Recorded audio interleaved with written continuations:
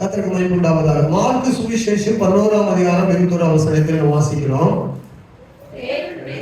அந்த மேல வசனத்தை கூட சேர்த்து வாசிக்கும் போது நமக்கு கொஞ்சம் கூட முழுமையான அர்த்தம் கிடைக்கும். மறுநாள் காலையிலே அவர்கள் அவ்வழியே போகும்போது அந்த அத்தி மரம் வேரோடு பட்டு போய் இருக்கிறதை கண்டார்கள்.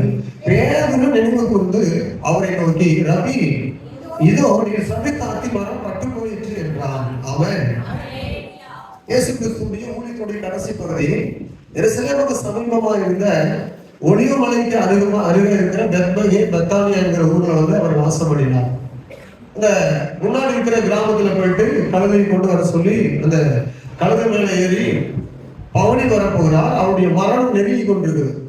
இந்த சமயத்துலதான் ஆணுடைய பிரயாண நேரத்துல அந்த பகுதியில் அவர் நடந்து போய் கொண்டிருக்கிறார். வழியில ஒரு அத்தி மரத்தை பார்க்கிறார். 13ஆம் வசனத்துல அது இருக்குது. அந்த வசனம் மேல நீங்க உங்களுக்கு பைபிள் வாசிக்க தெரியாதவங்க ஒரு நாள் படிக்கணும்னா அது உங்களுக்கு நல்லா புரியும்படியா நான் ஒரு விஷயம் கூட வாசிக்கிறேன். 11, 11, 12 வசனம் 2 வசனங்கள் வாசிக்கிறேன். அப்பொழுது இயேசு எருசலேமுக்கு வந்து தேவாலயத்தில் பிரவேசித்து எல்லாவற்றையும் சுற்றி பார்த்து சாயங்காலமான போது 12 கூட பெத்தானியாவுக்கு போனார். இவர் எருசலேமிலிருந்து பெத்தானியாவுக்கு போகிற வழியில மறுநாளிலே அவர்கள் பெத்தானியாவிலிருந்து புறப்பட்டு வருகையில் அவருக்கு பசி உண்டாயிற்று. 13ஆம் வசனம். அப்பொழுது இலையில் உள்ள ஒரு அத்தி மரத்தை தூரத்திலே கண்டு அதில் ஏதாவது அகப்படுமோ என்று பார்க்க வந்தார். அத்திப்பழ காலமா இராதபடியால் அவர் அதனிடத்தில் வந்தபோது அதில் இலைகளை இல்லாமல் வேறொன்றையும் காணவில்லை. அப்பொழுது 14ஆம் வசனம், இயேசு அதை பார்த்து, இது முதல் ஒரு காலம் ஒருவனும் உன்னிடத்தில் கனியை பொசியாதிருக்க கடவுள் என்றார். அதை அவருடைய சீசர்கள் கேட்டார்கள். அடுத்த நாள் போயிட்டாரு, அதை சொல்லிட்டு போயிட்டாரு. போயிட்டு ஊருக்குள்ள தங்குறாங்க. அடுத்த நாள் அதே வழியாக எருசலேமுக்கு போகிறார். பெத்தானியாவோட இருந்து பேசலாம். டைம் படிக்காதீங்க, சோச்சனம். திரும்பி பெத்தானியாவுக்கு வர்றாரு.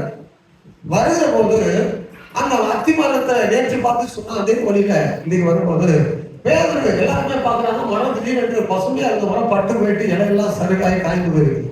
அது பார்த்தா வேறு வரைக்கும் பட்டு போயிடுச்சுன்னு சொல்றாங்க. அது எப்படி கண்டுபிடிச்சாங்கன்னு தெரியல. கீழே வேறு வரைக்கும் பட்டு போயிடுச்சுன்னு சொல்றாங்க. அப்போ எல்லாருமே பார்த்து கொண்டிருக்கிற போது திடீர்னு பேதுரு என்ன சொல்றாருன்னா அந்த அதை பார்த்து அந்த அத்திமரம் பட்டு போயிருக்கிறதை கண்டு பேதுரு அதை நினைவு கொண்டு அவரை நோக்கி, ரபி, இதோ நீ சபித்த அத்திமரம் பட்டு போயிடுச்சு என்றான். இது அவர் எப்படி பேசுறான்னா ஆச்சரியமா பேசுறான். ரபி அப்படின்னா போதகரே. எங்கெல்லாம் ரபின்னு அழைத்தார்களோ அங்கெல்லாம் ஆச்சரியமான ஒரு வார்த்தை. அவருக்கு ஆச்சரியமா பேச முடியுதா இருக்கு. அப்படி அவர் சொல்றான், ரவி, இதோ நீ சபித்த அத்திமரம் பட்டு போயிடுச்சு. இந்த இன்றைக்கு நாம் சிந்திக்கக்கூடிய ஒரு காரியம், அத்திமரம் பட்டு போயிடுச்சு. அத்திமரம் என்னவாயிடுச்சு? அவர் சொல்றாரு, ரவி, நீ சபித்த அத்திமரம் என்னவாயிடுச்சு? பட்டு போயிடுச்சு. அல்லேலூயா. அழகான ஒரு தலைப்பு கொடுக்கப்பட்டிருக்கு பைபிள்ல. நீங்க அதை வாசிக்கும் போது பட்டு போன அத்திமரம் கற்றுத்தரும் பாடம். அந்த பைபிள் ஒரு பைபிள் எப்படி ஒரு தலைப்பு கொடுத்துருக்காங்க. நான் எக்ஸட்ரா சேர்த்திருக்கிறேன். அதுல வந்து கற்றுத்தரும் பாடம் போட்டிருக்காங்க. பட்டு போன மரம் அது கற்றுத்தரும் அப்படின்னு சொல்லி போட்டிருக்காங்க. நான் அதை கொஞ்சம் விரிவுபடுத்தி இருக்கிறேன். பட்டு போன அத்திமரம் கற்றுத்தரும் பாடம். சொல்லுங்க பாப்பா, என்னது? உங்களுக்கு கேட்கிற மாதிரியாவது சொல்லிக்கங்க. சரி, கவனிங்க. இந்த அத்திமரத்தை பற்றி ஆண்டவர் ஞாபகப்படுத்தி சொல்ல முடியாத அவர் விரும்புகிறாரு. என்ன சொல்றது அப்படின்னு பார்க்கும்போது எதுவுமே எதுவும் சொல்றதுக்கு ஒண்ணு கிடையாது.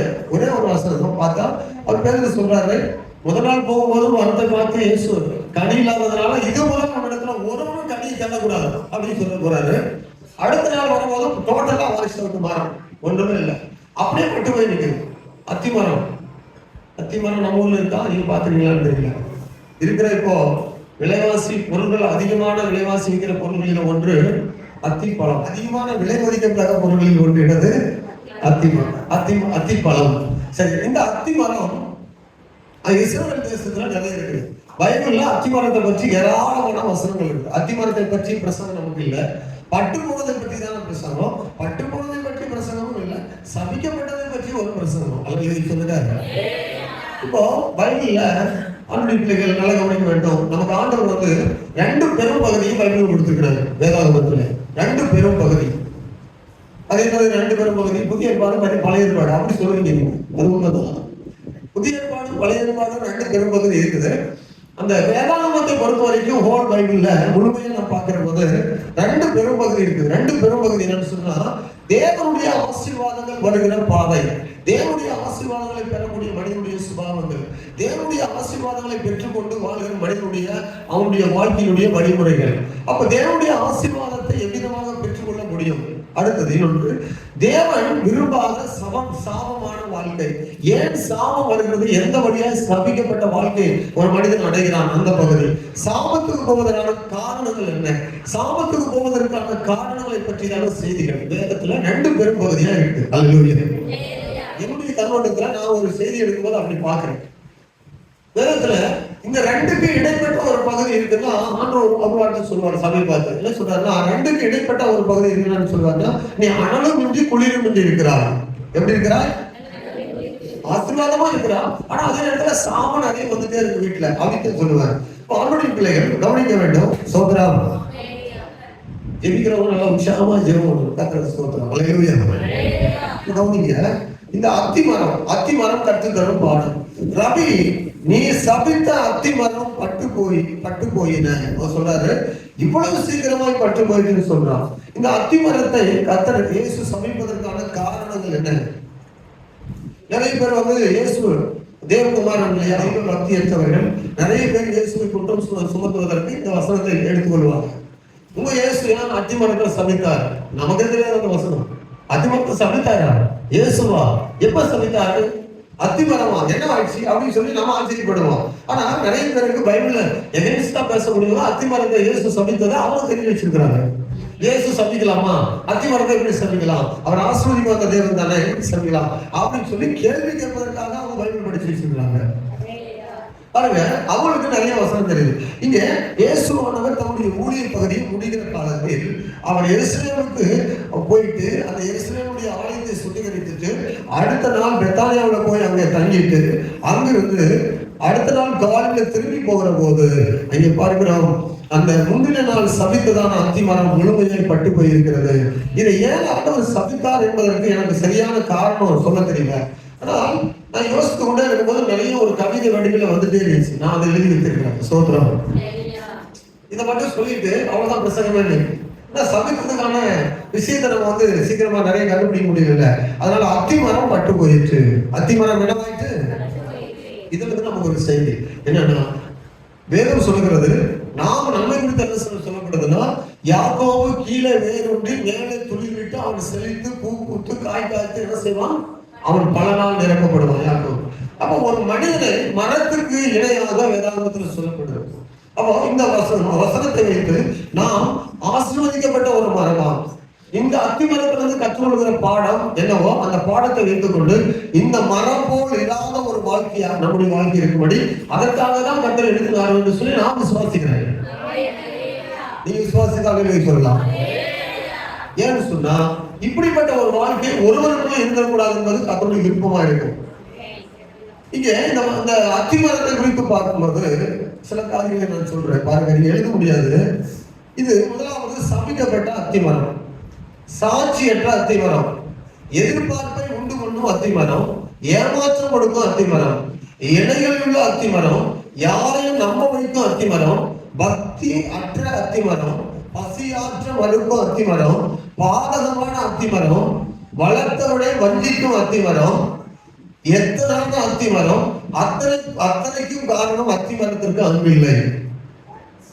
கவனிங்க, கனி இல்லை, பரிந்து பேச ஆளும் இல்லை, பாசம் காட்ட எவரும் இல்லை. கவனிங்க, இந்த மரம் சபிக்கப்பட்டது. இதே மாதிரி இன்னொரு மரத்தை பார்த்து ஒருத்தர் சொல்றாரு. இதே மாதிரி இன்னொரு மரத்தை பார்த்து ஒருத்தர் சொல்றாரு. தோட்டக்காரன் இருக்கிறான், இதை வெட்டி போடுமான்னு சொல்லும் போது அவன் சொல்றான், ஐயா இதை வெட்டி போடாத ஐயா அப்படின்னா அந்த மரத்தை கூட பரிதவித்து பேசுவதற்கு அது மேல என்னது பாசம் காட்டி பேசுவதற்கு ஒருத்தர் இருந்தான். ஆனா இந்த அத்தி மரத்துக்கு என்ன இல்லை, அப்படி பாசம் காட்டி பரிதாபப்பட்டு பேசவும் ஒருவரும் இல்லை. அல்லேலூயா. இந்த அத்தி மரத்தினுடைய சுபாவம் படிக்கும் போது உங்களுக்கு புரிஞ்சிருக்கும். கவனிங்க, மறுபடியும் நான் சொல்றேன், இந்த சபிக்கப்பட்ட அத்திமரமா மாறுவதற்கு காரணம் என்னன்னு சொன்னா, சாட்சியற்ற அத்திமரம் சபிக்கப்பட்ட அத்திமரம் ஆயிடுச்சு. எதிர்பார்ப்பை உண்டு பண்ண அத்திமரம் அவர்கள் ஏமாற்றம் அளித்த அத்திமரம் ஆனது. இலைகள் உள்ள அத்திமரம் யாரையும் நம்ப வைக்கக்கூடிய அளவுக்கு நடந்த அத்திமரம். ஆனா பக்தி அற்றதாக, பசியாற்ற முடியாததாக போன அத்திமரம், பாதகத்தை ஏற்படுத்தக்கூடிய அத்திமரம், வளர்த்தவனையே வஞ்சிக்கிற அத்திமரம், எத்தனான அத்திமரம். அத்தனை காரணங்களுக்கும் கனி இல்லை, அன்பின் கனியே இல்லை. அல்லேலூயா. கனி இல்லை, என்ன இல்லை?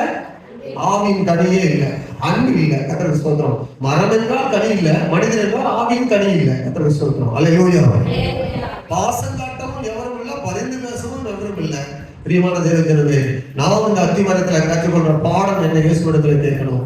தேவன் சொன்னாரு, ரபி ஆச்சரியமா சொன்னாரு, இதோ நீ சமைத்த அத்திமரம் பட்டுமாயிட்டு ஒன்றுமே இல்லை அப்படின்னு சொல்றாரு. அப்போ இதை எதற்காக சொல்றாருன்னா, அந்த இடத்துல ஒரு பெரிய நம்பிக்கையுள்ள விசுவாசம், அதாவது நம்பிக்கையான வாழ்வுக்கான ஜெபத்துக்கான ஒரு வழியை இங்கே நமக்கு கற்றுக் கொடுக்கிற ஒரு பாடமாக அருமையா இந்த வசனம் நமக்கு எழுதப்பட்டிருக்குது. அல்லேலூயா. சாபத்தை சுட்டி காட்டும் அநேக வசனங்கள் பைபிள் இருக்கு.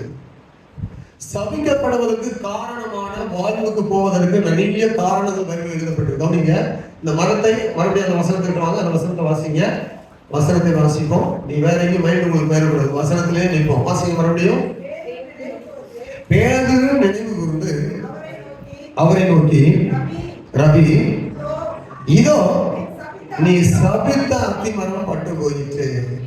இந்த சாபம் அல்லது சபிக்கப்பட காரணம், சாபத்திற்கான காரணத்தை வேதாகமத்தில் ஏராளமான இடங்கள்ல சுட்டி காட்டப்படுது. நல்ல கவனிங்க, நிச்சயப்பட்ட கர்த்தருடைய பிள்ளைகள் அநேகர் சாபத்துக்கான வழியை அறியாமல் இருக்கிறார்கள். வேதம் சொல்லுகிறது, சாபம் ஏன் மனுக்குலத்துக்கு வருகிறது? நிறைய பேர் நன்றாக உழைக்கிறாங்க, சபையில் இல்லை, வெளியில உள்ளதுன்னு சொன்னேன். நன்றாக உழைக்கிறார்கள், நிறைய கடினமாக பிரயாசப்படுறாங்க, நல்ல ஞானமா செயல்படுறாங்க, பொருள் சம்பாத்தியம் பண்ணுகிறாங்க, நல்ல வீடு கட்டுகிறார்கள். ஆனால் பாருங்க, அவங்க வீட்டுல அவங்க நிம்மதியாக சமாதானமா இருக்க முடியாம இருக்குது. நிறைய பேருடைய வாழ்க்கையில வீடுகள்ல குடியிருக்க முடியாம இருக்கிறாங்க. நிறைய வீடுகள் இருக்குது, ஆனா குடி இல்லை. சமுதாயத்துல நிறைய சாபம், உழைத்தும் அதை அனுபவிக்க முடியல, கட்டின வீட்டிலும் குடியிருக்க முடியல. நிறைய பேருடைய வாழ்க்கை அவன் நல்ல வசதி வாய்ப்பு இருக்குது, ஆனா குடும்பத்துல நிம்மதி இழந்திருக்கிறாங்க. காரணம் என்னன்னா, சாபம் என்பது என்ன செய்யணும், நிம்மதியா இருக்க வாழ விடாத குடும்பங்கள். ரட்சிக்கப்பட்ட பிள்ளைகளுடைய குடும்பங்கள் அப்படி இருக்குதா என்பதை நீங்க ரொம்ப ஆராய்ச்சி பண்ணி பார்க்கணும். சாபம் என்பது, சபிக்கப்பட்ட வாழ்க்கை என்பது நிம்மதியா வாழ விடாது, ஆசீர்வாதத்தை அனுபவிக்க விடாது. காரணம் இல்லாம பிரச்சனைகள் வரும். காரணம் இல்லாம பிரச்சனைகள் யாராலும் இருக்கும். குடும்பத்துல சமாதானமே இருக்காது. சாபத்துல ஏதோ ஒரு பகுதி அந்த வீட்டுக்கு வந்திருக்குன்னு அர்த்தம். கவனிங்க, சாபம் வருவதற்கான வழிகள் ஏராளம் பைபிள் இருக்கு. கர்த்தருடைய பிள்ளைகள் அறியாம போகக்கூடாது, ஆண்டவர் எழுதி வைக்கிறார். ஒருவேளை என் வாழ்க்கையில இப்படிப்பட்ட காரியம் வந்துவிடக் கூடாதுன்னு சொல்லி நீங்க எச்சரிக்கையா இருந்து ரட்சிக்கப்பட்ட பிள்ளைகள் ஆசீர்வாதத்துக்கு மாத்திரமே பாத்திரமாய் நடக்க வேண்டும் என்று விரும்பினால் இந்த வார்த்தைகளை நீங்கள் மிக கவனமாய் பார்த்து வாசித்து தியானிக்கணும். அல்லேலூயா. நிறைய வசனங்கள் இருக்கு. நான் ஒரு 7 காரியத்தை மட்டும் சுட்டி காட்ட விரும்புகிறேன். சாபத்துக்கான காரணத்தை அநேகம் இருந்தாலும் ஒரு 7 காரியத்தை நான் சுட்டி காட்ட விரும்புகிறேன். முதலாவது புதிய ஏற்பாட்டிலே நம்ம ஆரம்பிப்போம். சாபம் அல்லது சபிக்கப்படுதல் என்கிற வார்த்தை அங்க வந்து பார்க்கிறோம். அந்த வார்த்தை வருவதற்கான அந்த சுட்டி காட்டப்பட்ட இடங்களில சபிக்கப்படுவதற்கான காரணம் என்ன? முதலாவது எபிரேயர் நிருபம் 6ஆம் அதிகாரம், எபிரேயர் நிருபம் 6ஆம் அதிகாரம் 7-8 வசனத்தை வாசிக்கும்போது, எப்படியெனில் தன்மேல் அடிக்கடி பெய்கிற மழையை குடித்து தன்னிடத்துல பயிரிடுகிறவர்களுக்கு ஏற்ற பயிரை முளைப்பிக்கும் நிலமானது தேவனாலே ஆசீர்வாதம் பெறும். முள் செடிகளையும் முட்பூண்களையும் முளைப்பிக்கிற நிலமும் தகாததாயும் சபிக்கப்படுவதற்கு ஏதுவாயுமே இருக்கிறது, சுட்டரிக்கப்படுவது அதனுடைய முடிவு. இதை பாருங்க, பைபிள்ல முதல்ல சொல்ல பார்த்தீங்களா, 2 காரியம். கோல் பைபிள்ல 2 பிரிக்கலாம், 2 காரியம் சொல்லுங்க. என்னென்ன 2 காரியம் சொன்ன? பைபிள்ல நீங்க 2 பகுதியை பிரிக்கலாம். ஆசீர்வாதமான பகுதிகள். அந்த 2 காரியத்தை ஒரே பகுதியில எபிரேயர் ஆக்கியவர் வந்து நமக்கு எடுத்து காட்டாரு. மேல வசனத்தை கீழ வசனத்தை அப்படியே பிரிச்சு காட்டாரு. பைபிள்ல 2 பிரிச்சு காட்டாரு. அடிக்கடி பெய்கிற மழையை குடித்து தண்ணீரை இழுத்து கொண்டு அந்த தண்ணீரினால நிலமானது என்ன செய்கிறது, அதனுடைய ஈரமாகி நல்ல விதைகளை உழைப்பிக்கிற நிலமானது ஆசீர்வாதமான நிலமா இருக்குது. ஆனால் நல்ல தண்ணீரை குடித்து விட்டு முள்பூண்டுகளையும் முள் செடிகளையும் முளைப்பிக்கிற நிலமும் சபிக்கப்படுவதற்கு ஏதுவாக மட்டும் அல்ல, அதனுடைய முடிவு சுட்டரிக்கப்படுவதற்கு ஏதுவாயும் இருக்கிறது. இப்போ சாபத்துக்கான முதல் காரணம் என்னது? சாபத்துக்கான முதல் காரணம் என்னது?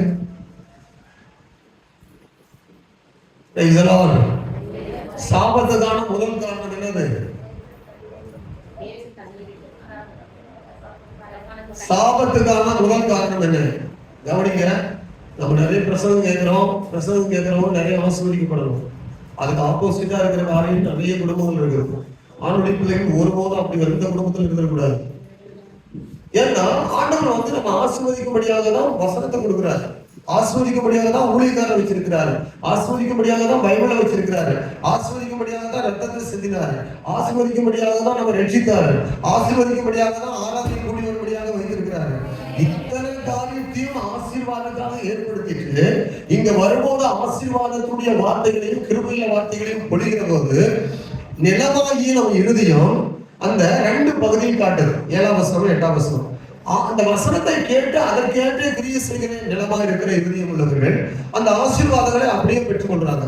ஆனால் இதற்கு எதிரடையான சிந்தனையில அர்ப்பணிக்காமல் போயிட்டு கீழ்ப்படியாமல் போயிட்டு அந்த வசனத்துக்கு ஏற்ற மாதிரி செயல்படாமல் இருக்கிறவங்க, அந்த வசனம் சொல்லுகிறது 8ஆம் வசனம், முள் செடிகளையும் உட்பூண்டுகளையும் உழைப்பிக்கிற நிலமா இருக்கிறபடினால் அது தகாததா இருப்பதனால சபிக்கப்பட்டதா இருக்கிறது. அப்ப சபிக்கப்பட்டதா இருப்பதனால சுட்டரிக்கப்பட போகுது. இந்த மரம் காய்ந்த உடனே என்ன நடக்க போகுது? காய்ந்த சிறகெல்லாம் நம்ம என்ன செய்வோம்? அங்கிட்ட சொல்லப்படுது. அங்க யோவான் சுவிசேஷம் 15ஆம் அதிகாரத்துல அதைதான் வாசிக்கிறோம்.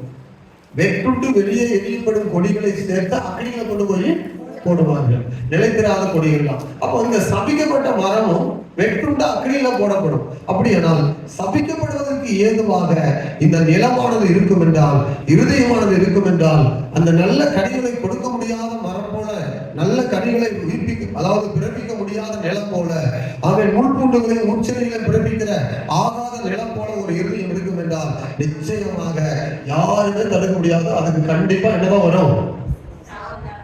ஐயோ சொல்ல மாட்டீங்க, நீங்க தான் சொல்றீங்க, நான் சொல்லல. நல்லா கவனிங்க. சொல்றோம் என்னதான் வரும்? அந்தந்த வாரத்துல கேட்கிற அந்தந்த வாரத்துடைய செய்திக்கு அந்தந்த வசனத்துக்கு ஏற்ற கிரியைகளை உங்களுக்குள்ள மாற்றம் இராத போது, ஒருவேளை நீங்க அதுல கீழ்படியாத போகும்போது அல்லது செயல்படாமல் விடும்போது, அதை முக்கியமா நீங்க கனப்படுத்தாத விடும்போது, அந்த வசனத்தை நடுங்காம துணிகரமா போகும்போது, இருதயத்தை கடினப்படுத்துகிற போது, மீண்டும் அதே காரியத்தை போய் செய்கிற போது பி கேர்ஃபுல், ரொம்ப கவனமா இருக்கணும். அல்லேலூயா. மீண்டும் மீண்டும் வசனம் வருது, மீண்டும் மீண்டும் ஆண்டவர் பேசுறாரு, திரும்ப அதே காரியம். போன வாரம் ஒரு காரியத்தை பேசியிருப்பாரு, அதே காரியத்தை அந்த வாரம் முழுவதும் செய்யாமல் விட்டுட்டு செய்ய வேண்டாம்னு செய்து வந்திருப்பாங்க. அந்த இடத்துல நம்ம கவனம் செலுத்த ஒரு நிகழ்வு இல்லை. குடும்பத்துல வந்து ஆண்டவர் வந்து பாருங்க, அந்த குடும்பத்துல சில காரியங்களை கத்த வச்சிருப்பாரு. அல்லேலூயா. அப்போ சபிக்கப்பட காரணம் என்னன்னா, இங்கே ஆவிக்குரிய புதிய ஏற்பாட்டு சபைக்கு எபிரேயர் ஆக்கியோர் சொல்லும் போது, ஒரு ரட்சிக்கப்பட்ட விசுவாசிக்கு தனிப்பட்ட வாழ்க்கையில சாபம் வருவதற்கான வழிகளுக்கு அவன் காரணமா இருக்கிறான். எப்படி காரணமா இருக்கிறான்னா, அதற்கேற்ற கிரியைகளை செய்யாமல் இருந்து வேறு விதமான கிரியைகளை செய்கிறான். அல்லேலூயா. சரி, இப்படி விலகி கொண்டு போனா 7 வசனத்தை சொல்றதுக்கு 7 மணி நேரம் ஆகும். சரிங்களா? சாபம் வரும். கனியற்ற ஒரு வாழ்க்கை சாபத்தை கொண்டு வரும். இந்த அத்திமரத்துல கனி இல்லை, அதனால ஆண்டவர் வந்து அதை சபித்தார். ஆமென். நமக்கு அபிஷேகம் கொடுக்கப்பட்டிருக்குது, முதல் சொன்ன மாதிரி வேதாவும் கொடுக்கப்பட்டிருக்குது, நல்ல ஆராதனை கொடுக்கப்பட்டிருக்குது. ஆனா ஆவியின் கனிகள் நம்மிடத்தில் இருக்குதான்னு பார்க்கணும். என்ன கனி இருக்குதான்னு பார்க்கணும். ஆவியின் கனி இருந்தா நீங்க ஆஸ்வதிக்கப்படுவீங்க. அல்லேலூயா. ஆவியின் கனியோடு நம்ம நடந்து கொள்ளணும். ஒருவேளை இந்த ஆவிக்குரிய காரியங்களுக்கு நீங்க ஈடுபடாமல் அர்ப்பணிக்காமல் போனீங்கன்னா, ஏன்னா ஒன்றும் பரவாயில்ல இல்லைன்னா என்னதான் இருக்கு உலகத்துல? ஒரு மனிதனுடைய வாழ்வு முடியும் போது 2 பகுதி தான் இருக்கு, வேற வழி இல்லை. வேற எங்கேயா போறதா நம்ம ஜாலியா இருக்கலாம், பிரச்சனை இல்லை, எப்படி வேணாலும் வாழலாம். ஆண்டவர் சொல்ல காரணம் என்னன்னா, பொய்யும் மாயமும் அல்லது மாயமான உலகம், அதாவது இந்த உலகத்துல போகிற வழியை நம்ம காட்டும் போது, நித்தியமான வழிக்கு போகிறதுக்கான அடையாளத்தை காட்டும் போது, சரியாக அந்த பகுதியில போய் நடக்கும் போது, அந்த இடத்துல நம்ம போய் சேர்ந்ததுக்கான வழி காட்டும் போது அந்த வழியில நடக்க கற்றுக்கொள்ள வேண்டும். அதற்கேற்ற கனி கொடுக்கலாம் இருக்க வேண்டும். இதை நீங்க விவரித்துக் கொள்ளுங்க. உங்களுக்கு அந்த வசனத்தை வைத்து பாருங்க, 2 வசனத்தையும். அது உங்கள் பொறுப்புல நீங்க விட்டு விடுங்க. ஏன்னா சாபம் என்பதை ஒருவேளை கேள்விப்படாவிட்டா ஒரு நாள் ஆண்டவர் கேட்பாரு, நீ வசனத்தை சொன்ன ஆசீர்வாதத்தை மாதம் முதல் வாரத்துல சொல்லிட்டு இருந்த, சாபத்தை பற்றி சபிக்கப்பட்ட வாழ்க்கையை பற்றி சொன்னேன்னு கேட்கும்போது, அத்திமரத்தை எழுதி வைக்கிற பாத்தியான்னு கேட்கும்போது, நான் இல்லை என்று சொல்லக்கூடாது. எல்லாரும் சேர்ந்து வராமல் சொல்லுங்க. இந்த அத்திமரம் எதற்கு அடையாளமா இருக்குது அப்படின்னு அதை வைத்து பார்க்கும்போது, இது சபிக்கப்பட்டதாய் ஆண்டவரே நீ சபித்த மரம் பட்டு போயிட்டு சொல்றாரு. 2வது சாபத்துக்கான காரணம். அப்போஸ்தலன் பவுல் சொல்லும் போது கவனிங்க, இந்த முதல் காரணத்துக்கு இன்னொரு வார்த்தையை நான் சொல்லிட்டு போறேன். நிறைய விசுவாசிகள் தவறா புரிந்துக்கிறாங்க. வசனத்தை சொல்லாம நிறைய தவறா புரிந்துக்கிறாங்க. நீ தவறா புரிந்து நான் அதான் கஷ்டப்பட மாட்டேன். ஆனா தவறா புரிந்து கொண்டு நிறைய பேருடைய வாழ்க்கை வீணான பதில் போய்விடக்கூடாது என்பதற்காக அப்போஸ்தலன் பவுல் சொல்றாரு. 1 கொரிந்தியர்ல சொல்லும்போது 2 கொரிந்தியர் 13:10 சொல்லும்போது என்ன சொல்றாருன்னா, 2 கொரிந்தியர் 13:10 ஆனதால் இடித்து போடவல்ல ஊன்ற கட்டவே எனக்கு கொடுத்த அதிகாரத்தை, ஆமென், அதிகாரத்தின்படி நான் உங்களிடத்தில் வந்திருக்கும் போது கண்டிதம் பண்ணாதபடிக்கு நான் தூரமா இருக்கும் போது இவைகளை எழுதுகிறேன். எப்போதுமே ஒரு ஊழியக்கார கண்டித்து சபையில் பேசுறாருன்னா அவங்க என்ன நினைப்பாங்கன்னா, பாஸ்டர் இருக்கிறாரோ அல்லது ஏதோ நம்ம செய்யறது பிடிக்கலையோ, அல்லது அவங்களுக்குள்ள என்ன செய்வாங்க, நிறைய காரியங்களை பேச நினைக்க ஆரம்பிப்பாங்க. ஆனா வேதம் என்ன சொல்றதுன்னா, எந்த சமயம் எந்த ஊழியக்காரன் இடித்து போடுறதுக்கு ஊழியக்காரன் அனுப்புங்க, எந்த குடும்பத்தையும் இடித்து போடுவதற்காக ஊழியக்காரன் கத்த வைக்கிறேன். ஏன்னா ஊன்றை கட்டுவதற்கு தான் ஊழியக்காரன், ஊன்றை கட்டுவதற்கு தான் பிரசங்கம். எந்த ஒரு பிரசங்கமே உங்களை ஊன்றை கட்டுவதற்கு பிரயோஜனமா இருக்கக்கூடியதான் பிரசங்கம். அல்லேலூயா. பிரயோஜனமற்ற பிரசங்கத்தை, எந்த பிரசங்கத்தையும் எந்த ஊழியக்காரனும் எந்த ஆவியானவரும் எந்த இடத்துல பேச மாட்டாரு, பரிசுத்தாவியும் பேசி கொண்டிருக்க மாட்டாரு. ஊன்றை கட்டுவதுதான் பரிசுத்தாவினுடைய நோக்கமா இருக்கும். ஊன்றை கட்டி எழுப்புவதுதான், சபையை கட்டுவதுதான் தேவனுடைய நோக்கமா இருக்கும். ஆனால் இதில் கட்டப்படாதபடி போவதற்கு, தவறி போவதற்கு காரணமா இருக்கிறவர்களை சுட்டி காட்டி இழுத்து கொண்டு வருவதற்கு சில வசனங்களை ஆண்டவர் சொல்லுவாங்க. அல்லேலூயா. நீங்க ஆரம்பத்துல புரிந்து கொள்ளுங்க, இது இடித்து போடுகிற பிரசங்கம் கிடையாது. இது ஊன்றை கட்டுகிறதுக்காக ஆவியானவர் நமக்கு சொல்லுகிற காரியம். சபிக்கப்படுவதற்கு ஏதுவாக ஒருவரும் போய்விடக்கூடாது என்பதற்காக சாபத்தினுடைய வார்த்தையை சொல்லி ஆசீர்வாதத்தின் பக்கமாக திருப்பதற்கு ஆவியின் கனிகளோடு நல்ல இருதயத்தை உண்டு பண்ணுவதற்காக கர்த்தர் நமக்கு கொடுக்கிற வார்த்தை. நம்பர் 1, இந்த பகுதி நீங்க வைத்துக் கொள்ளுங்க. தனியற்ற ஒரு நிலம். நிறைய நாள் பிரசங்கம் கேட்கிறோம். ஆனால் அந்த வசனத்துக்கு ஏற்ற ஒரு கிரியை நம்முடைய இருதயத்துல மாற்றங்கள் வராத போது ரொம்ப எச்சரிக்கையா இருக்கணும். நம்பர் 1 அதை நீங்க வைத்துக் கொள்ளுங்க. நீங்க தியானிக்க நிறைய நேரம். 2வது என்ன சொன்னா, 2வது பகுதி 1 கொரிந்தியர் 16வது அதிகாரம், பக்கத்தை சொல்லிடணும். 1 கொரிந்தியர் 16ஆம் அதிகாரம் 22ஆம் வசனம். ஒருவன் கர்த்தராகிய இயேசு கிறிஸ்துவிடத்தில், பக்கம் புதிய ஏற்பாட்டுல கடைசி பக்கம் 200 கடைசி பைபிள்ல புதிய ஏற்பாடு. சரியா? என்னை போல ஆட்களுக்கெல்லாம் நீங்க சொன்னீங்கன்னா எடுத்துக்கொள்ளுங்க. சரி, இப்ப வாசிங்க. ஒருவன் கர்த்தராகிய இயேசு கிறிஸ்துவிடத்தில் அன்பு கூறாமல் போனால் அவன் சபிக்கப்பட்டவனா இருக்க கடவுள். கர்த்தர் வருகிறார். இப்ப சொல்லப்படுறது புதிய ஏற்பாட்டுல சபைக்கு தான் சொல்றாரு. இந்த 2 வருஷமா சபைக்கு தான் வருது. இது என்ன கேட்கறதுக்கு பயங்கரமா இருக்குது. ஆணுடைய பிள்ளைகளை எப்படிலாம் புகழ்ந்து பேசிட்டு வந்தாரு. உங்களை போல பரிசுத்தவான்கள் கர்த்தருடைய ராஜ்யத்துக்கு வருகைக்கு ஆவிக்குரிய வரங்களில் யாரும் குறையும் இல்லாம வளர்ச்சி பெற்ற பரிசுத்தவான்கள் அழைக்கப்பட்ட தேவனிடத்தில் அன்பு கூறுகிறார் நீங்கள் இவ்வளவு விளையாட பெற்றவர்கள் என்று சொல்லி ஆரம்பித்து இங்க சொல்றாரு. கடைசியா வரும்போது சபையில இருக்கிறாங்க, தேவனிடத்துல அன்பு கூற முடியாம இருக்கிறாங்க. ஆனா வேத வசனத்துல கர்த்தர் கற்றுக் கொடுக்கிறாரு. என்ன கற்றுக் கொடுக்கிறாருன்னா, தேவனை நேசிக்க முடியாதவர்களுக்கு ஒரு வசனத்தை நான் சொல்லி முடிக்கிறேன்னு சொல்றாரு. என்ன சொல்றாரு? ஒருவன் கர்த்தராகிய இயேசுவிடத்தில் அன்பு கூறாமல் போனால் அவன் சபிக்கப்பட்டவனாக இருக்க கடவுள். கர்த்தர் வருகிறார். ஹல்லேலூயா. முதலாவது எபிரேயர் 6ஆம் அதிகாரத்துல பார்த்தோம், சாபத்துக்கான, சபிக்கப்படுவதற்கான நிலம். மனித இருதயம், தனியற்ற ஒரு வாழ்க்கை. இரண்டாவது சபிக்கப்படுவதற்கான ஒரு காரணம், ஒரு அன்பற்ற ஒரு மனிதன். இயேசுவை நேசிக்கவே முடியல, இயேசுவை அன்பு கூறவே முடியல. ஏயா இயேசுவை நேசிக்கிறதுக்கு வேற என்ன சொல்லணும்? அல்லேலூயா.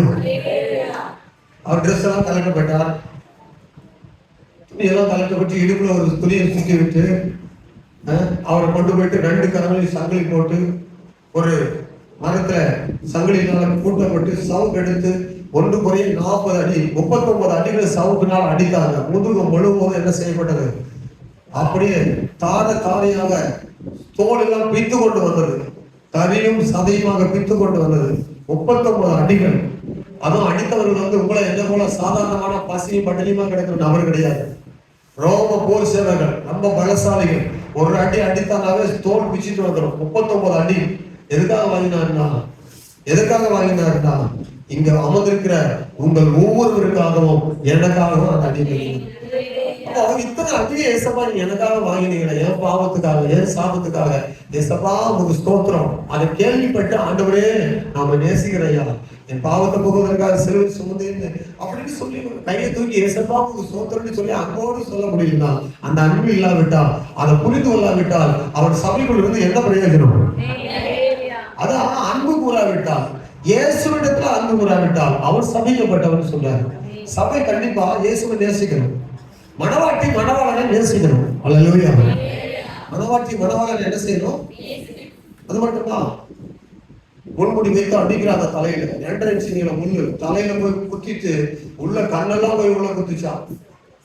3 இன்ச் அகலம் ஆணி, நீளமான ஆணி மரத்தோடு வைத்து அறையிறாங்க. அப்படியே கை பிளந்துட்டு மரத்தோடு சேர்ந்து அப்படியே ஜாம் ஆகுது. அடிக்கிறது நீங்க பாத்தீங்கன்னா அந்த ரத்தம் பீறிட்டு எவ்வளவு பயங்கரமா அடிக்கப்பட்டிருக்கிறாரு. 2 காலையும் வைத்து நீளமான ஆணி வைத்து மரத்தோடு ஓங்கி அடிக்கிறார்கள். கொட்டூரமா நமக்காக ஒரு ஆட்டை கூட அழுத்த வெட்டி லேசா கொண்டுருவாங்க. ஒரு ஆட்டை கூட அடிக்க மாட்டாங்க. நீ பாத்துறீங்களா? ஒரு ஆட்டை கொல்லப்படும்போது இப்படியே கொல்லப்படுறது, ஒரு ஆட்டை அடிக்கப்படும்போது அப்படியே அந்த ஆடு கொல்லப்படுது.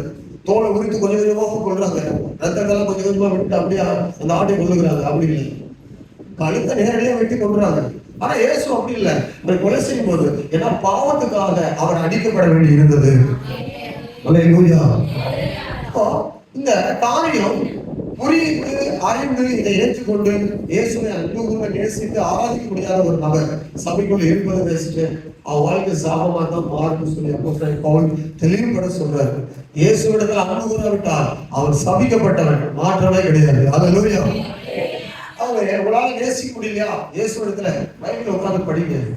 பைபிள் படிக்கும் போது இயேசுவை நேசிக்கிறவங்களுக்கு, ஆண்டவரை ஆராதிக்கிறவங்களுக்கு தெரியும்.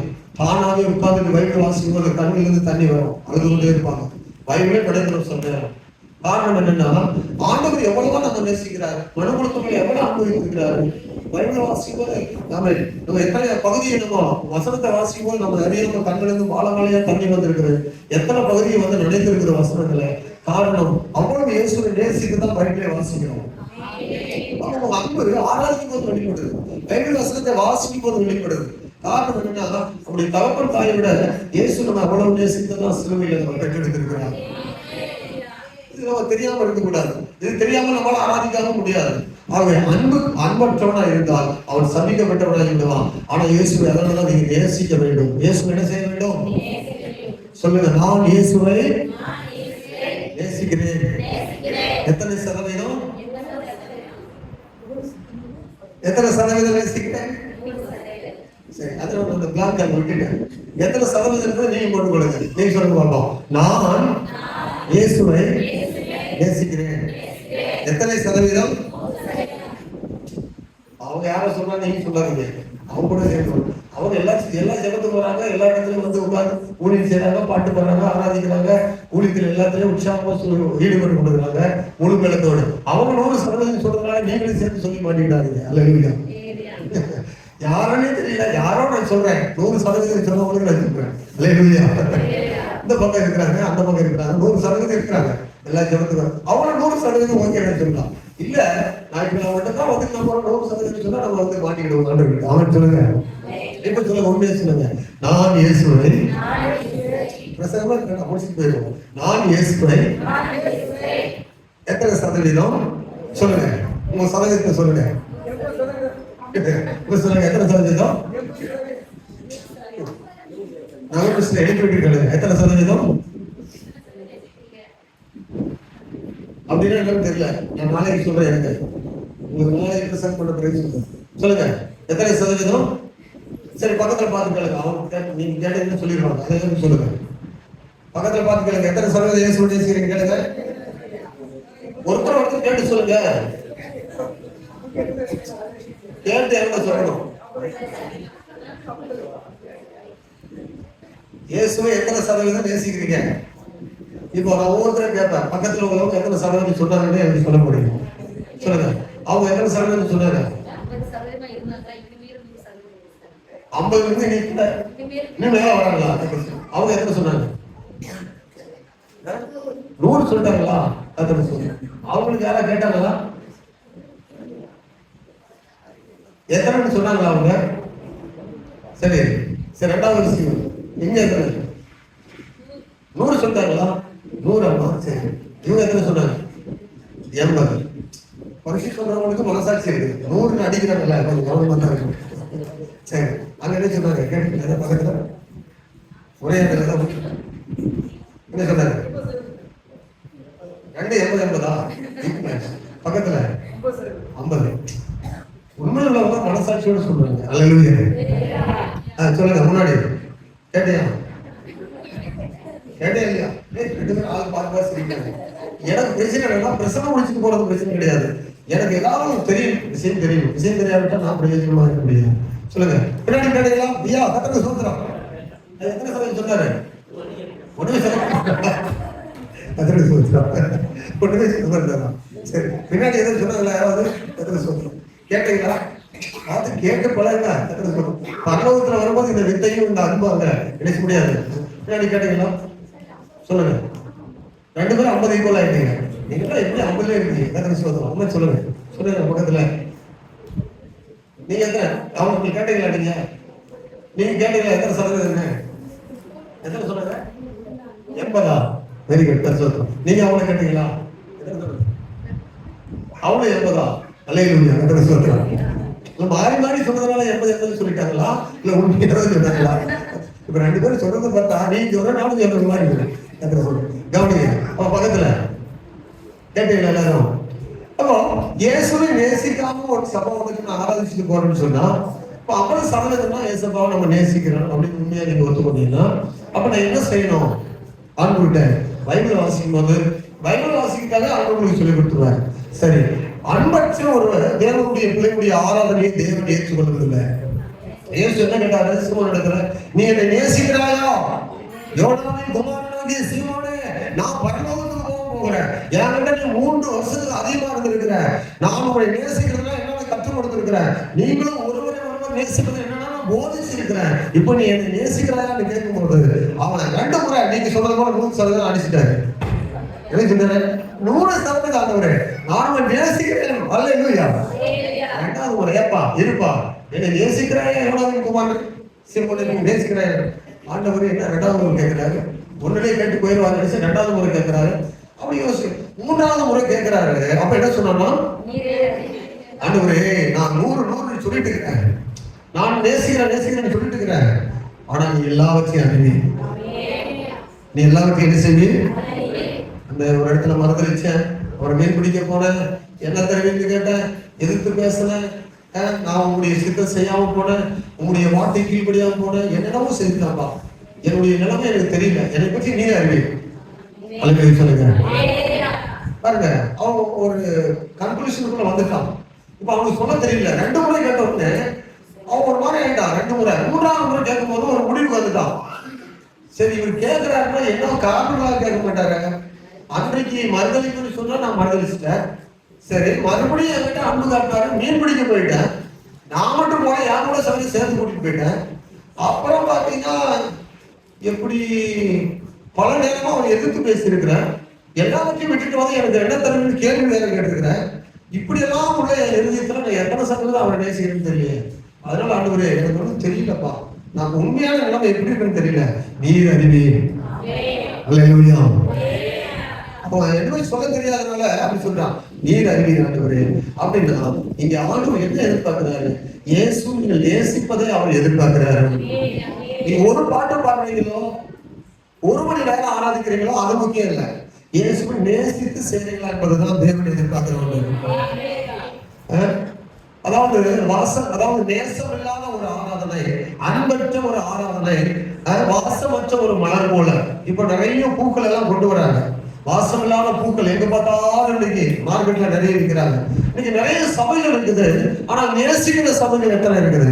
ஆண்டவர் கேட்கிறாரு எபேசு சபையை பார்த்து, நீ ஆதியில் இருந்த அன்பை விட்டா என்கிற குறை உண்மையில் எனக்கு இருக்கிறது. அப்ப அவங்க நிறைய பேருடைய வாழ்க்கை ஆரம்பத்துல ஏசப்பாவை நல்லா நேசிப்பாங்க, காலப்போக்குல உலகத்தை நேசிக்க ஆரம்பித்துருவாங்க, ஏசப்பாவுடைய அன்பு குறைந்திருக்கும். ஆனா நீங்களும் நானும் அப்படி இல்லாதபடி இயேசுவை நேசிக்கிற அன்பினை என்னாலும் நம்ம காத்துக்கொள்ள வேண்டும். சொல்லும்போது அன்புடன் சத்தியத்தை கை கொண்டாலும் சரி, வீரமா இருந்தாலும் சரி, வல்லவர்களா இருந்தாலும் சரி, ராணுவ வீரர் போல செயல்பட்டாலும் சரி, அன்புடனே இவை யாவையும் செய்யுங்கள். அல்லேலூயா. ஆமா, அன்பு இல்லாமல் எது ஒன்று செய்தாலும் அது ஒரு கடமைக்காக செய்யணும்னா ஒரு வாசம் இல்லாத மலரை போல ஆயிரும். அதனால ஆளுடைய பிள்ளைகள் நேசித்து தேவனை ஆராதிக்க வேண்டும், நேசித்து ஊழியம் செய்ய வேண்டும், அவரை நேசித்து கொடுக்க வேண்டும். எசப்பா நான் ஒரு தருகிற ஆண்டவரேன்னு சொல்லி அவருக்கு நேரம் நீங்க அதை வைத்து ஜெபம் பண்ணி கொடுக்க வேண்டும். நீங்க எதை ஒன்று கொடுத்தாலும் ஆண்டவர் நேசித்து அதை ஆண்டவருக்காக கொடுக்கும்போது அதில் ஆண்டவர் ரொம்ப பிரியப்படுவார். ஆமென். நீ எதை செய்தாலும் இயேசுவை நேசிப்பதனால செய்யும். ஆலயத்துக்கு வரீங்களா, இயேசுவை நேசிப்பதனால வரணும். ஆலயத்துல கொடுக்குறீங்களா, ஆண்டவரை நேசிப்பதனால கொடுக்கணும். ஆண்டவர் ஊழியம் செய்றீங்களா, இயேசுவை நேசிப்பதனால ஓடணும் ஆலயத்துக்கு. ஒரு சிறு பிள்ளை ஊழியம் செய்றீங்களா, இயேசுவை நேசிப்பதனால அந்த பிள்ளைகளை போய் அப்பாவும் இயேசுவை போல நேசிக்க ஊழியம் செய்யணும். ஜெபம் பண்ண வரீங்களா, ஆத்துமபாரம் இயேசுவை போல ஆத்துமபாரம் உள்ளவர்களா, மக்கள் மேல அன்பு கொண்டு பரிதாபம் கொண்டு அவளுக்காக அழிந்து ஜெபிக்கிற அந்த அன்பு உள்ளவர்களா இருக்கணும். அல்லேலூயா. அன்பில்லாத ஒரு சபையாக, அன்பற்ற ஒரு மக்களாக நம்ம இருக்கிற போது நிச்சயமாகவே அதுல தேவன் பிரியம் கொள்வதில்லை. மூன்றாவது கலாத்தியர் 1:9 வாசிக்கிறோம். சபிக்கப்படுவதற்கு காரணம் என்ன அப்படின்னு சொல்லி பார்க்கும்போது, மூன்றாவது கலாத்தியர் 1:9 பக்கம் 258 பக்கம். கலாத்தியர் 1:257 பக்கம் 1 கலாத்தியர்ல வசனம் 9 வாசிங்க. முன் சொன்னது போல மறுபடியும் சொல்லுகிறேன், நீங்கள் ஏற்றுக்கொண்ட சுவிசேஷத்தை அல்லாமல் வேறொரு சுவிசேஷத்தை ஒருவன் உங்களுக்கு பிரசங்கித்தால் அவன் சபிக்கப்பட்டவனா இருக்க கடவன். அப்ப சொல்லப்படுது, நீங்க ஆண்டவருடைய வசனத்துல சபைகளுக்கு தான் இதெல்லாமே சொல்றாங்க. இந்த நான் பிரசங்கித்த இயேசுவானவர், சிலுவையில் அறையப்பட்ட இயேசுவானவர், நமக்காக கல்வாரியில் அடிக்கப்பட்டு மனுக்குல பாவத்துக்காக மரித்தவர், இவர்தான் கிருபையும் இரக்கமும் நிறைந்தவராக வந்தார். இவரை எல்லாமல் வேறொரு வழி இல்லை. வானத்துக்கு கீழே பூமிக்கு மேல அவருடைய நாமம் அல்லாமல் ரட்சிக்கப்பட்ட வேறொரு நாமம் அல்ல, வேறொரு சுவிசேஷம் இல்லை என்று சொல்லி அப்போஸ்தலன் பவுல் கலாத்திய சபைக்கு சொன்னார். ஆனா இப்ப என்ன சொல்லிட்டாங்கன்னா, இயேசுவையும் வைத்துக் கொள்ளணும், விருத்தி சேதனையும் பண்ண வேண்டாம் அப்படின்னு சொன்னாங்க. அப்படின்னா இந்த சுவிசேஷத்துல குழப்பத்தை உண்டு பண்றாங்க. எதை உண்டு பண்றாங்க? சுவிசேஷத்தோடு கூட வேற எதையும் கூட்ட பாக்குறாங்க. சுவிசேஷம் என்பது இயேசுவை மட்டுமே நம்ம விசுவாசிக்க வேண்டியது அவசியம். நம்ம ரட்சிப்புக்கு வேற ஒண்ணுமே கொடுக்க முடியாது. நல்லா கவனிங்க, இதுதான் சுத்த சுவிசேஷம். உதவியற்ற நமக்கு இயேசு உதவி செய்யும்படியாக தானா வந்தார். அவர் நம்ம அன்பு கொண்டார், நமக்காக சிலுவையில தன்னை கொடுத்தார். ஆண்டவரே இதெல்லாம் நான் அறிந்து நேசிக்கிறேன் என்பது அந்த என் பாவத்துக்காக மன்னித்தீர் என்று நம்ம சொல்றோம் பார்த்தீங்களா, அதுதான் பாவ மன்னிப்பையும் நமக்கு ரட்சிப்பை கொடுக்கும். அந்த ரட்சிப்பை பணம் கொடுத்தோ வேற ஏதோ மந்திரத்தினாலோ வேற ஏதோ சனாச்சாரத்தினாலோ பெற்றுக்கொள்ள முடியாது. இதுதான் சுத்த சுவிசேஷம். அல்லேலூயா. இயேசுவானவர் இலவசமாய் நமக்கு ரட்சிப்பை தந்தார், அவர் ரத்தத்தை கொடுத்தார். இதுதான் சுத்த சுவிசேஷம். இந்த சுவிசேஷத்தை வைத்துக் கொண்டு இல்ல விருத்தி சேதனமும் பண்ணுங்க அப்படின்னு சொன்னாங்க. அப்போ இது சபிக்கப்படுவதற்கு ஏதுவான சுவிசேஷம். இது யாரா போய் விருத்தி சேதனம் பண்ணிக்கணும், நீங்க சபிக்கப்பட்டவனா மாறுறீங்க அப்படின்னு சொல்றாரு அப்போஸ்தலன் பவுல். அல்லேலூயா. அது 3 காரணங்கள், 3 சாபத்துக்கான காரணங்கள். நம்ம நிறைய பேர் அப்படிதான் சபைக்கு வருவோம், ரட்சிக்கப்பட்டுருவோம், ஆனா இன்னொரு இடத்துல அவங்க சொல்றதையும் கேட்போம். அல்லேலூயா. அப்படிங்க ஒரே ஒரு சுவிசேஷம் தான் உண்டு, ஒரே ஒரு சபை தான் உண்டு, ஒரே ஒரு ஆவி தான் உண்டு, ஒரே ஒரு தேவன் தான் உண்டு, ஒரே ஒரு தான் இயேசு மறுபடியும் வரப்போகிறார். இது எல்லாம் ஒரே முறை தான் நடக்க போகுது. அதனாலதான் இவ்வளவு காலம் வச்சு நம்ம ஆயத்தப்படுத்தி இருக்கிறார். அந்த ஒரு முறைக்காக 1000 முறை நம்ம ஆயத்தப்படுறோம். கவனிங்க, ஒரே ஒரு முறை வரப்போறாரு, வெகு விரைவா வரப்போகிறாரு. அந்த ஒரு முறைக்காக தான் 1000 முறை திரும்ப திரும்ப திரும்ப திரும்ப நம்ம ஆயத்தப்படுத்தாரு. எந்த விதத்துல நம்ம மிஸ் பண்ண ஆண்டவர் விரும்பவே இல்லை. சுத்த சுவிசேஷத்தை கொடுக்கிறாரு, சுத்தமான ஆவியை கொடுத்திருக்கிறாரு, சுத்தமான ரத்தத்தை கொடுத்திருக்கிறாரு, சுத்தமான சபையை எதிர்பார்க்கிறாரு, சுத்தமான அன்புள்ளவர்களா இருக்க முடியாத கர்த்தர் எதிர்பார்க்கிறாரு. எத்தனை பேர் புரியுது? ஆமா, இப்படிப்பட்ட கர்த்தருடைய வருகையை எதிர்பார்த்து கொண்டிருக்கிற நீங்கள் இன்னும் சுவிசேஷத்தை அறியாமல், இயேசுவை அறியாமல், இயேசுவை ஏற்றுக்கொள்ளாமல், ரட்சிப்பை பெறாமல், ஏனோ தானோ என்று வாழ்ந்து கொண்டு தேவனிடத்தில் அன்பு கூறாமல், அல்லது யார் எல்லா சபையிலும் சொல்றதெல்லாம் கேட்டுக்கொண்டு அதுவும் சபைதான், அதுவும் உபதேசம், இதுவும் உபதேசம் சொல்லி எல்லாரையும் போட்டு குழப்பி கொண்டிருப்பீங்கன்னா சாபத்துக்கு எதுவும் போயிருவீங்க அப்படின்னு அப்போஸ்தலன் பவுல் வந்து கலாத்திய சபையாருக்கு புத்தி சொல்லுகிறார். நாம கூட இன்னைக்கு எல்லா சபையும் சபையை ஏற்றுக்கொள்ளணும். நான் தான் ஒரு நாள் அதிகாலை ஜெபத்துல கேட்டேன், எது உண்மையான சபை உங்களுக்கு தெரியுமா? ஒரே ஒரு சபை தான் உண்டு. ஆனா ரோமன் கத்தோலிக்கர் சொல்றாங்க, நாங்க தான் முதல் வந்த சபை என்னன்னு ரோமன் கத்தோலிக்கருக்கு தெரியல. நான் ஒரு முறை கேட்டேன், ஃபாதரா இருக்கட்டும், இல்ல போப்பா இருக்கட்டும், இல்ல எங்க மார்க்சிஸ்டா இருக்கட்டும், யாரா இருக்கட்டும், சரிங்களா, பைபிள் இருக்கிற வைத்த வசனத்தை வைத்து கேள்விக்காரங்க பதில் சொல்லுங்க. எது உண்மையான சபை எப்போ தெரியும் சொல்லுங்க. சரித்திரம் தெரியுமா உங்களுக்கு? சபை தோன்றின விதம் தெரியுமா? எப்படி சபை உருவாக்கினார் தெரியுமா? எங்க ஆவியானவர் ஊற்றப்பட்டார் தெரியுமா? எப்பொழுது சபை ஸ்தாபிக்கப்பட்டது தெரியுமா? எங்க ஆணி வேறு தெரியுமா சபைக்கு? உங்களுக்கு தெரியுமா? நீங்க சொல்லுங்க. அதுக்கு சோதரம் தெரியாமட்டா நானும் சொல்றது கேளுங்க. அப்போ கான்ஸ்டன்ட் காலத்துலதான் கிபி 330 பிறகுதான் கான்ஸ்டன்ட் காலத்துலதான் ரோமன் கத்தோலிக்க சபைன்னு ஒண்ணு உண்டாச்சு. அது ஒண்ணு ரோமன் கத்தோலிக்க சபை எங்க இருந்துச்சு?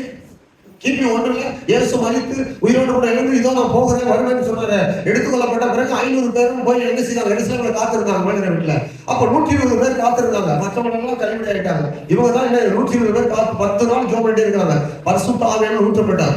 அவங்க பரிசுத்த ஆவியை பெற்றுக்கொண்டு எழுப்பி போய் எல்லா இடத்துல பிரசங்கம் பண்ணாங்க, வீடு வீடா கூடி ஆராதித்தாங்க. அதுதான் உண்மையான சபையுடைய ஆரம்பம். நாங்க தான் முதல்ல வந்தா, நீங்க தான் பின்னால வந்தீங்க. இது என்ன? அந்த இருந்து ஒரு புரட்சி பண்ணிட்டு வந்தவங்க தான் ப்ராட்டஸ்டன்ட். எதுல இருந்து? அந்த ரோமன் கத்தோலிக்கல இருந்து, ஐயோ இதெல்லாம் விக்கிரவாதம் தெரியுது, பைபிளுக்கு ஏற்ற மாதிரி இல்ல, இயேசு மரித்தாரா, தப்பா இருக்குது, பாவம் பண்ணி மிஸ்டேக் கேட்கறாங்களா, பணம் கேட்கறாங்களே, விக்கிரகத்தெல்லாம் வைத்திருக்கிறாங்களே, இது உண்மையான சபைன்னு சொல்லி அந்த ஒரு புரட்சி பண்ணிட்டு வந்தாங்க. பாத்தீங்கன்னா அவங்க தான் ப்ராட்டஸ்டன்ட், அவங்க தான் சிஎஸ்ஐ, அவங்க அதுக்கு பிறகு வந்தவங்க. அது முதல்ல வந்து சபை எது கேளுங்க. நான் உங்களுக்கு சவால் விட்டு நான் சொல்றேன், எது முதல்ல வந்து சபை? கூட்டம் பெருசாக நாங்க பெரிய நாங்க தான் சமாளிச்சுட்டு முடியுமா? அதுக்கு சொல்றோம். நிறைய பேர் விவரம் தெரியாம பேசிட்டு இருக்காங்க. விவரம் தெரியாம சொல்றதை கேட்கிறாங்க. அல்லேலூயா. எது சபை? தேவனுடைய சபை தான் உண்டு. ஆண்டவர் ஒரு சபை தான் எடுக்க வரப்படுறாரு. நல்ல கவனிங்க, அந்த ஒரு சபைக்காக ஜீவனை கொடுத்திருக்கிறார். அந்த ஒரு சபைக்காக தன் உயிரை கொடுத்து ரத்தத்தை சிந்தி மீட்டிருக்கிறார். அந்த சபை சுத்தமான சபையா இருக்கணும், கலப்படமானதா இருக்கக்கூடாது. நீங்க நிருபங்களை வாசிக்கும் சொல்றாரு, துருபதேசம் உள்ளவனுக்கு இப்படி கலப்படமான உபதேசம், அப்படி உள்ளவனுக்கு நீ கை கொடுத்தா நீ சபிக்கப்பட்டவனு யாரு சொல்றாரு? யோவான் சொல்றாரு. உங்க வீட்டுல வந்து தண்ணி கொடுக்க கூடாது, அப்படிப்பட்டவன் வீட்டுல கை கொடுத்து வாழ்த்து சொல்லக்கூடாது.